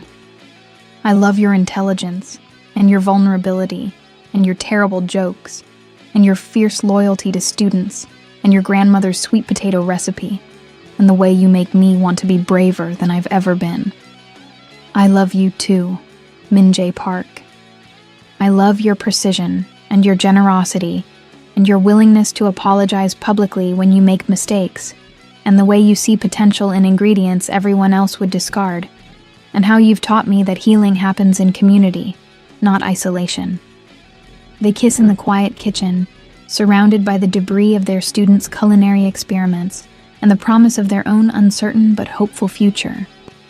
Outside, Seoul glitters with its endless ambitions. But inside the bistro that brought them together, two people have found something rarer than success or security. They found partnership that makes both people more themselves, love that requires growth rather than stagnation, commitment that's been chosen rather than convenient. The manifesto dinner is over, but the real manifesto, the daily choice to build something beautiful together, is just beginning. 6 months later, the Chicago program is thriving in ways that exceed everyone's expectations. The university's new Center for Culinary Cultural Studies occupies a renovated warehouse space in Pilsen, equipped with professional kitchens, lecture halls, and community dining areas that host weekly dinners, bridging academic research with neighborhood engagement. But it's Sunday afternoons that have become Janelle and Minjae's favorite time, when they close the center to students and open it to themselves, cooking simple meals that represent their ongoing fusion, not just of cuisines, but of lives. Today's menu reflects their current reality. Korean-style fried chicken, with sides inspired by Janelle's southern roots. Banchan dishes that incorporate ingredients from Chicago's diverse markets. And desserts that represent their collaborative sweet tooth, rather than any traditional cuisine. The food is delicious but not precious, complex but not competitive, nourishing without being performative. The review comes out tomorrow, Minjae says, plating their experimental dessert, a sweet potato souffle with cardamom ice cream and gochujang caramel sauce. Chicago Tribune food critics spent 3 hours interviewing students last week. Nervous? Janelle asks, though she's learned to read his expressions well enough to know he's more excited than anxious. Curious. It's the first time our work has been evaluated by someone focused purely on food, rather than educational impact or cultural bridge building.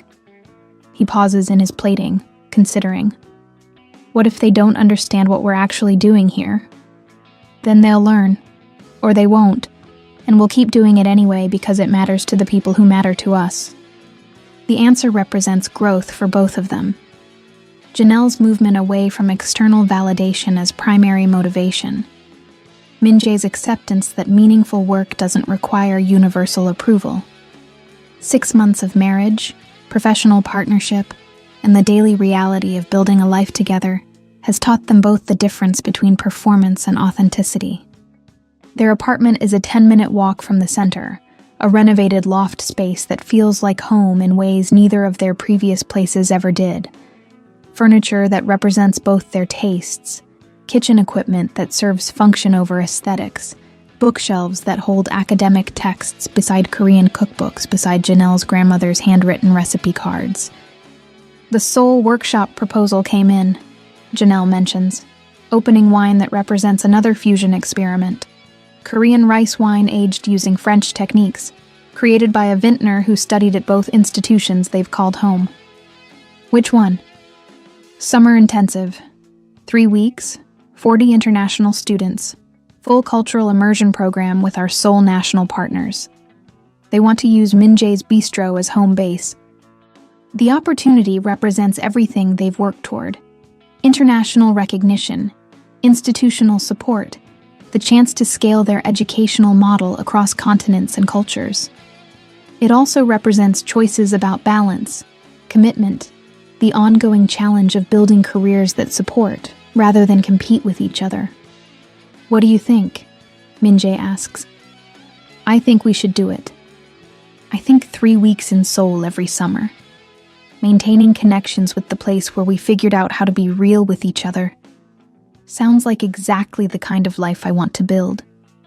Even with jet lag, language barriers, the logistical nightmare of coordinating programs across 12 time zones. Especially with all that. Easy doesn't teach you anything. Complicated makes you stronger, more creative, more intentional about what you're creating together. They eat their experimental meal in comfortable silence, each dish representing successful risk-taking, willingness to fail in pursuit of something better than safe choices would produce. The sweet potato souffle is revelation. Familiar comfort elevated through techniques that honor multiple traditions without overwhelming any of them. We're getting good at this. Min-jae observes. At cooking? At partnership. At making decisions together that serve both our dreams instead of requiring one of us to compromise our vision. At building something that's ours without losing what makes each of us individually valuable. Janelle considers this assessment while savoring the complex flavors of their dessert creation. What's next? Next? For us, for the program, for whatever we're building together. Ma, Min-jae stands and moves to the window that overlooks Chicago's skyline, the city lights beginning their evening performance against the autumn darkness. More students, more partnerships, more opportunities to prove that education works best when it engages hearts and hands along with minds. And personally, he returns to the table, reaching for her hand. A house with a proper garden where we can grow ingredients for both Korean and Southern cooking. Maybe adopting children who need families that understand what it means to bridge cultures. Definitely growing old together while arguing about recipe modifications and teaching methods, and whether gochujang improves everything or just most things. The vision he describes sounds less like fantasy than like inevitability.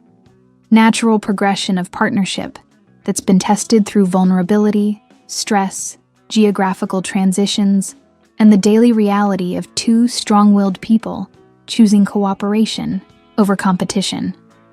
That sounds perfect, Janelle says. Challenging and messy and complicated and perfect. What about you? What's next on your list? A book. About food and healing, cultural fusion and personal transformation. The difference between integration and appropriation. Something that honors everyone who's taught us about courage and creativity and the possibility of building new traditions that respect old ones. Dedicated to Grandmother Dorothy, who taught me that beautiful things are worth the cost. Min-jae Park, who taught me that vulnerability is strength. All the students who trusted us with their stories. All the people still learning to cook their way into healing. The dedication sounds less like gratitude than like promise.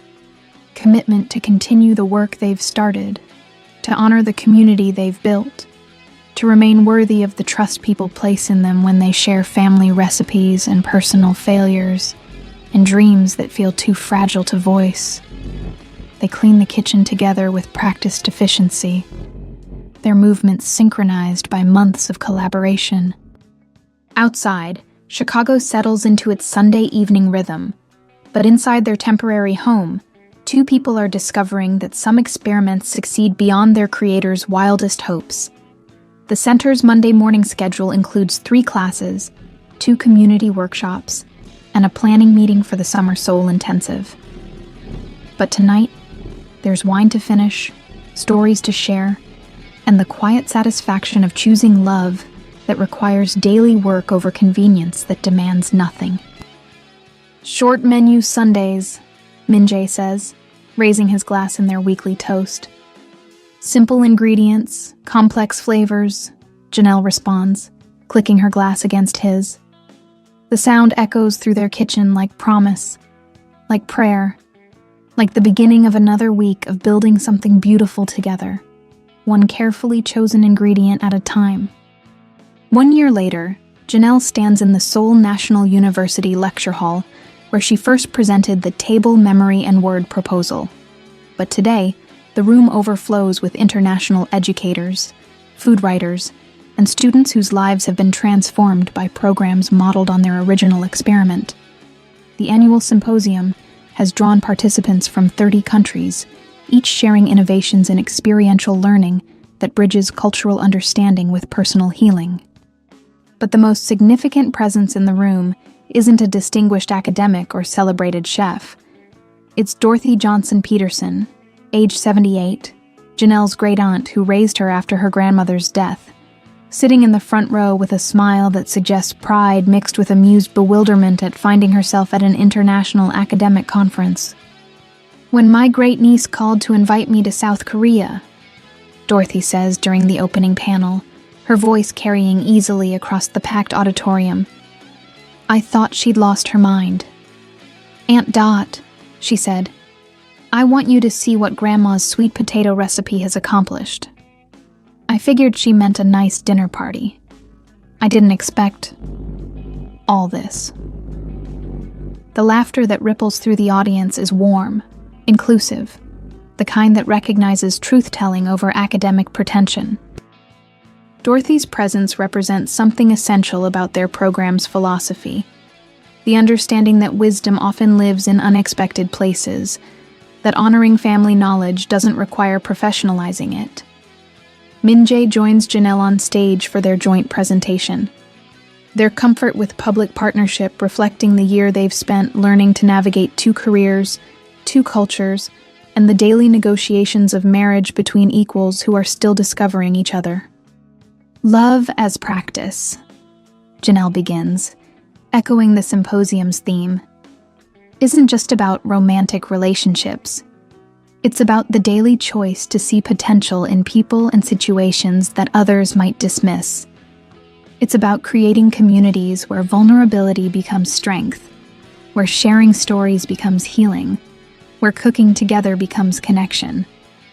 In Korean culture, Min-jae adds, there's a concept called jong, emotional bonds that develop through shared experiences, mutual care, the gradual building of trust through small, consistent actions. Our program works because it creates conditions for jong to develop between people who might never have found common ground otherwise. They click through slides showing student work from their Chicago Center, the Summer Soul Intensives, satellite programs now operating in São Paulo, Montreal, and Melbourne. Each image represents lives changed through the simple revolutionary act of sharing family recipes with strangers who become community. But the presentation's emotional center comes when they invite Dorothy to join them on stage. "Mrs. Johnson," Janelle says formally, then breaks into a grin. "Aunt Dot, would you tell everyone about the cardamom?"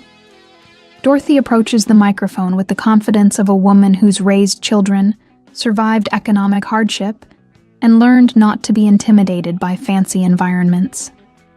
"That cardamom," she says, shaking her head with fond exasperation. "My mama bought that spice with grocery money she couldn't afford to spend, then felt guilty every time she used it because it seemed too good for people like us."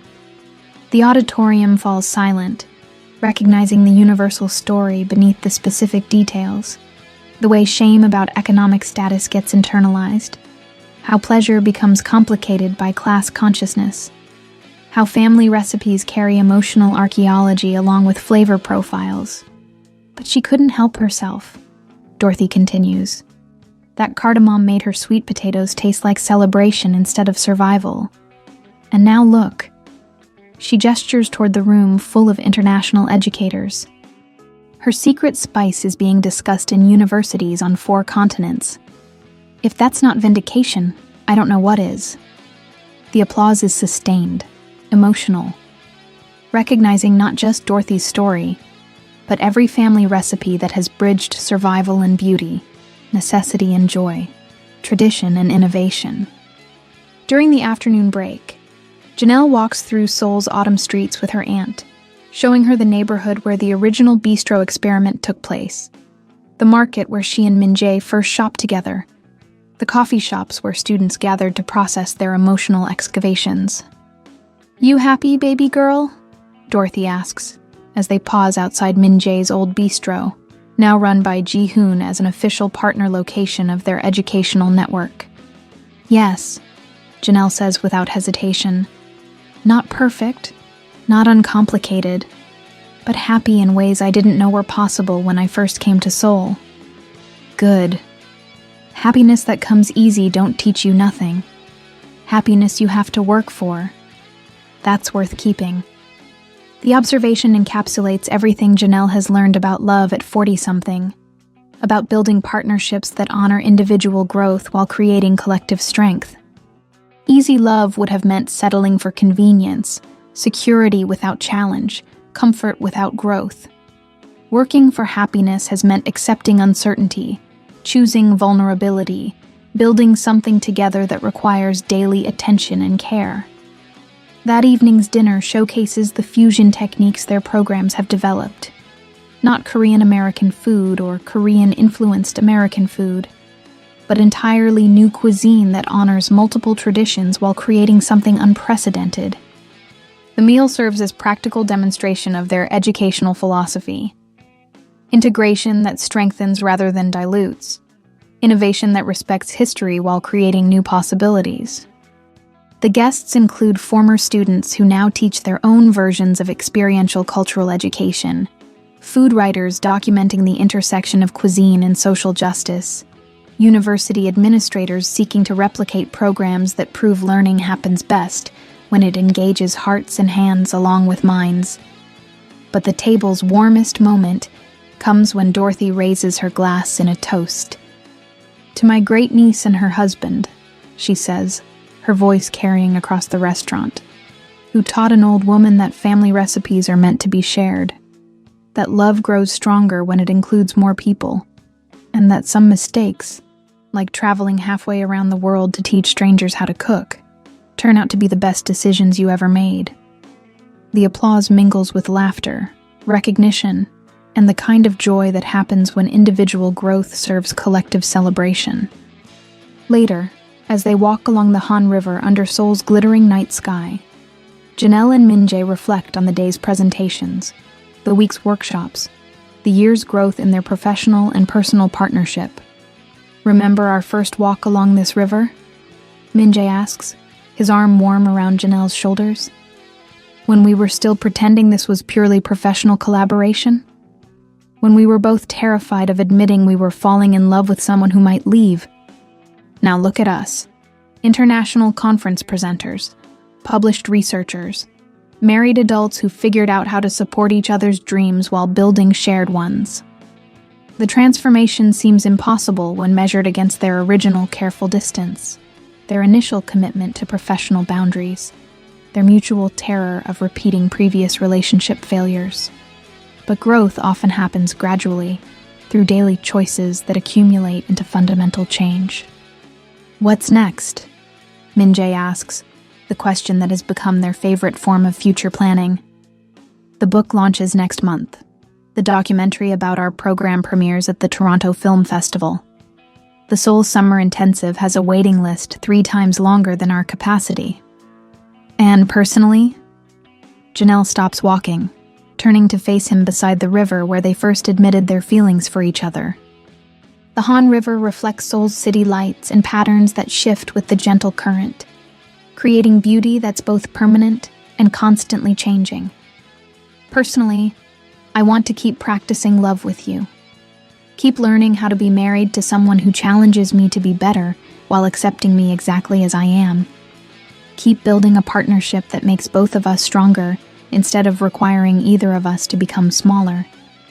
Even when it's difficult? Even when we disagree about program direction or book deadlines, or whether gochujang belongs in cornbread. Especially then. Easy relationships don't teach you anything. Relationships that require you to grow, to communicate clearly, to choose each other repeatedly, those are worth the work." Min-jae pulls her closer, their bodies finding the rhythm they've developed over months of learning to move through life together. "I love that we argue about seasoning ratios and student evaluation methods. I love that you challenge my assumptions about Korean culinary traditions. I love that we're building something neither of us could have imagined alone." "What do you love most?" Janelle asks, the kind of question couples ask when they're still discovering each other, still finding new reasons to choose partnership over independence. "I love that we turned a professional disaster into personal transformation. I love that your Aunt Dorothy flew 16 hours to see what we've built together.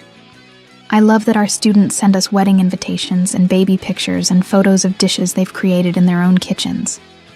He pauses, looking directly into her eyes. "But mostly, I love that you taught me the difference between performing love and practicing love." What's the difference? Performing love is about meeting expectations, hitting romantic milestones, looking like the couples in movies or magazines. Practicing love is about showing up consistently, choosing generosity over defensiveness, creating safety for each other to be imperfect and still worthy of care. The distinction captures everything they've learned about relationship building at 40-something, when past failures have stripped away illusions about romantic destiny, but haven't diminished hope for authentic connection. Practice requires intention, repetition, willingness to improve through mistakes rather than demanding immediate perfection. They continue walking along the river path, passing couples sharing picnics despite the October coolness, families teaching children to ride bicycles, elderly friends playing traditional Korean games beneath the streetlights. Seoul's nighttime energy surrounds them, but they move through it like people who found their own rhythm within the city's larger symphony. "The house," Min-jae says suddenly. "What house?" "The one we've been talking about buying. Garden space for Korean vegetables and southern herbs, kitchen big enough for serious entertaining, home office where you can write without distractions from restaurant noise. You want to start looking seriously? I want to start planning for permanence instead of just adapting to whatever opportunities arise. I want to choose a place where we can build the kind of life that serves our work instead of competing with it." The shift from reactive to intentional living represents maturity they've both earned through years of failed relationships, professional missteps, and the gradual understanding that happiness requires active construction rather than passive hope. "Chicago suburbs or staying in the city?" Janelle asks, practical questions that reveal how seriously she takes his suggestion.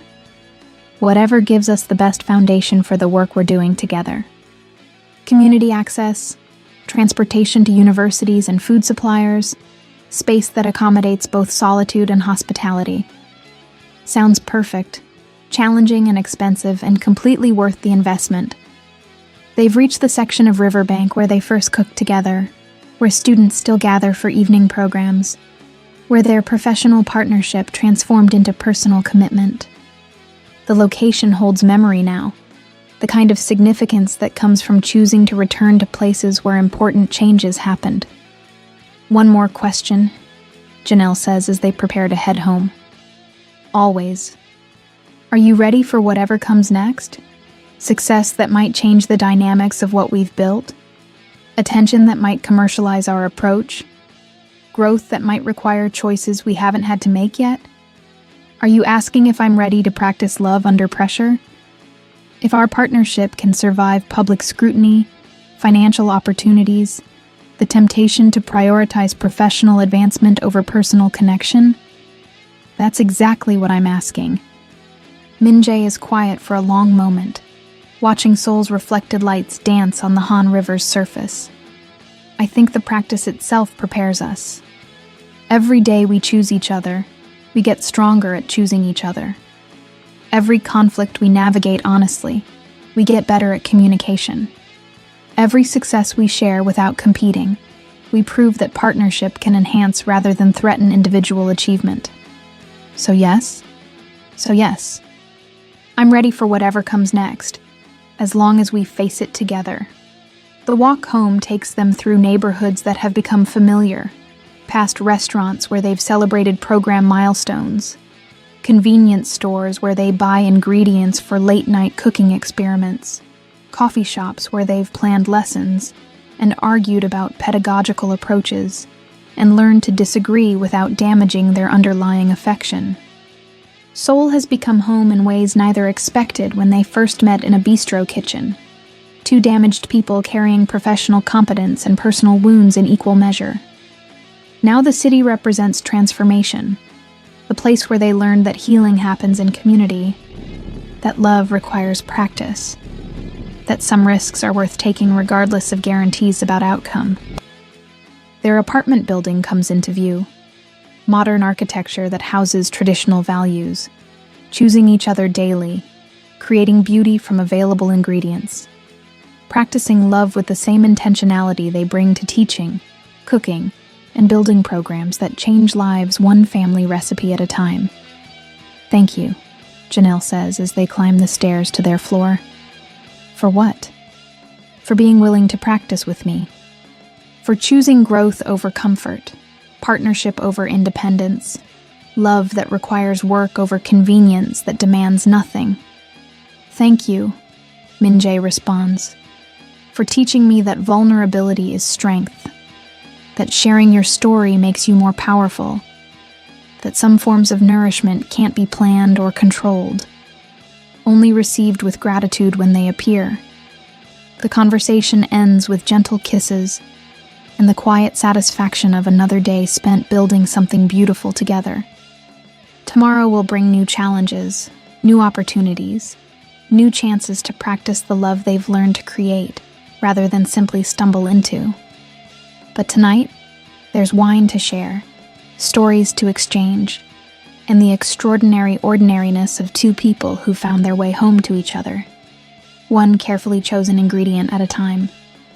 Epilogue.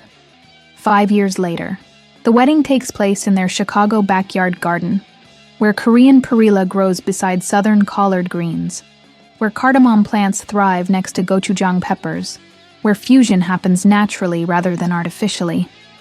It's their second wedding. The first was a courthouse ceremony for legal purposes, practical and efficient and completely lacking in romance. This ceremony celebrates 5 years of successful partnership, the kind of commitment that's been tested through daily life rather than promised in hypothetical future. Dorothy, now 83, sits in the front row wearing a hanbok that Min-jae's grandmother sent from Seoul, cultural exchange made tangible through fabric and ceremony. Ji-hoon, now running 3 restaurants in Seoul's growing food scene, serves as Min-jae's best man. Doctor. Sarah Kim, surprisingly, has become one of Janelle's closest friends. Their initial professional tension transformed into mutual respect and genuine affection. The vows they exchange are practical rather than romantic, acknowledging what they've learned about love through practice rather than theory. I promise to keep choosing you, Janelle says, even when you leave dishes in the sink, even when you question my cornbread techniques, even when success makes our lives more complicated rather than easier. I promise to keep growing with you, Min-jae responds, to support your dreams without losing my own, to practice vulnerability without using it as weapon or shield, to build something together that serves the world rather than just ourselves. The reception features dishes created by their students from around the world, fusion cuisine that honors tradition while creating new possibilities, food that tells stories of courage and creativity, and the willingness to share family recipes with strangers who become community. But the evening's most meaningful moment comes when Dorothy stands to make a toast, her voice carrying across the garden filled with international guests. My great-niece asked me what I've learned from watching her build this life with Min-jae, she says, raising her glass of Korean rice wine. And I told her, I learned that love is like good cooking. It requires the best ingredients you can find, patience with the process, willingness to adjust seasoning as you go, and the understanding that some dishes improve with age. The applause is gentle, appreciative, the kind that recognizes wisdom earned through observation and experience rather than academic study. As evening settles over Chicago, as guests help clean dishes and share leftover food and exchange contact information for future collaborations, Janelle and Min-jae find themselves alone in their garden, surrounded by plants that represent their ongoing fusion experiment.